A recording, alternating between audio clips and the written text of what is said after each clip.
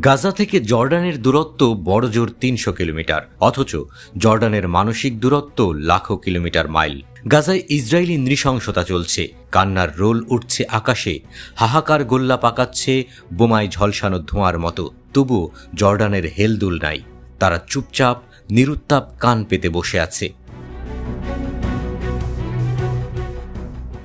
গাজার হাহাকারে কান দেওয়ার সময় কোথায় জর্ডানের? তারা মহাব্যস্ত। অথচ ইসরায়েলের ছোড়া ইরানের ক্ষেপণাস্ত্র ঠেকাতে ঝাঁপিয়ে পড়েছিল জর্ডান। চেষ্টা করেছিল তেল আবিবের গায়ে যেন ফুলের আঘাতটিও না লাগে। কিন্তু কেন এমন বিস্ময়কর আচরণ করছে জর্ডান? তাদের এত ইসরায়েল প্রেম কেন? উত্তরটা কঠিন নয় মোটেও। জর্ডানের রাজতন্ত্রের সাথে পশ্চিমা বিশ্বের গলায় গলায় ভাব। ২৫ বছরের বেশি সময় ধরে জর্ডানের বাদশাহ দ্বিতীয় আবদুল্লাহ। পর্দার আড়ালে জর্ডানের সাথে ইসরায়েলের সম্পর্কও ভালো। ১৯৯৪ সালে জর্ডান ও ইসরায়েলের মধ্যে একটি শান্তি চুক্তি হয়। সেখানেই জর্ডান ইসরায়েলকে স্বীকৃতি দেয়।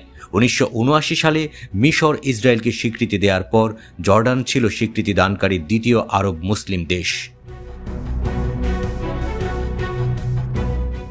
এদিকে পানি চুক্তির বিনিময়ে গাজা ইস্যুতে জর্ডান খুব বেশি শক্ত অবস্থান না নেয়ার ইসরায়েলি শর্তও মেনে নিয়েছে।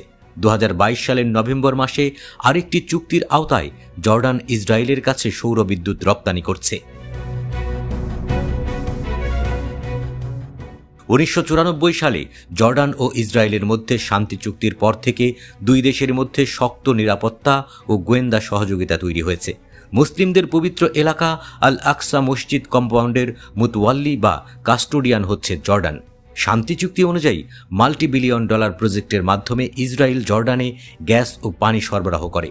ইসরায়েলের বিরুদ্ধে ১৯৪৮ সাল থেকে ১৯৭৩ সাল পর্যন্ত মোট ৪টি যুদ্ধে অংশ নিয়েছে জর্ডান। ১৯৯৪ সালে জর্ডান এবং ইসরায়েলের মধ্যে শান্তি চুক্তি হয়। ১৯৫১ সালে জর্ডানের তৎকালীন বাদশাহ আবদুল্লাহ জেরুজালেমে আল আকসা মসজিদে প্রবেশের সময় তাকে গুলি করে হত্যা করা হয়। একজন ফিলিস্তিনি আরব এই হত্যাকারী ছিলেন। বাদশাহ আবদুল্লাহকে ফিলিস্তিনিদের অনেকেই পছন্দ করতেন না। এর একটি বড় কারণ ছিল প্রথম আরব ইসরায়েল যুদ্ধ এবং পরবর্তীতে ফিলিস্তিন নিয়ে তার ভূমিকা। শুধু তাই নয়, ১৯৭১ সালে জর্ডানের প্রধানমন্ত্রীকে হত্যা করেছিল ফিলিস্তিনি বন্দুকধারীরা। সেন্টার ফর ইসরায়েল এডুকেশন বলছে, ইসরায়েল রাষ্ট্রের প্রতিষ্ঠার কিছুদিন আগে তৎকালীন প্রভাবশালী ইহুদি নেতা গোল্ডা মেইর আম্মানে গিয়ে গোপনে বৈঠক করেছিলেন জর্ডানের বাদশাহ আবদুল্লাহর সাথে। প্রথম আরব ইসরায়েল যুদ্ধের পর জর্ডান আনুষ্ঠানিকভাবে পশ্চিম তীর ও পূর্ব জেরুজালেম দখল করে নেয়। সেখানে বসবাসরত ফিলিস্তিনি অধিবাসীদের জর্ডানের নাগরিকত্ব দেয়া হয়। সেন্টার ফর ইসরায়েল এডুকেশনের ওয়েবসাইটে বলা হয়েছে, এর আগে ইসরায়েল এবং জর্ডানের মধ্যে বেশ কিছু গোপন বৈঠক হয় যুদ্ধবিরতি নিয়ে। আরব লীগের অন্যান্য দেশ জর্ডানের এসব কর্মকাণ্ড তখন মেনে নিতে পারেনি।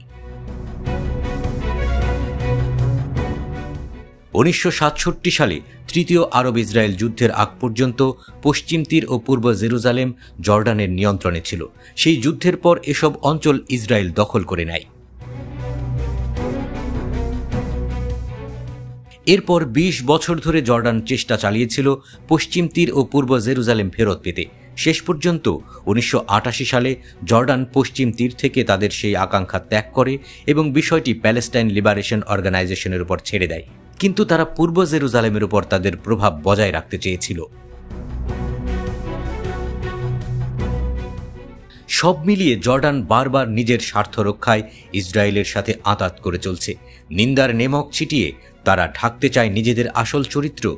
গাজার কান্না তাদের কানে পৌঁছায় না নিকটতম দূরত্বে থেকেও।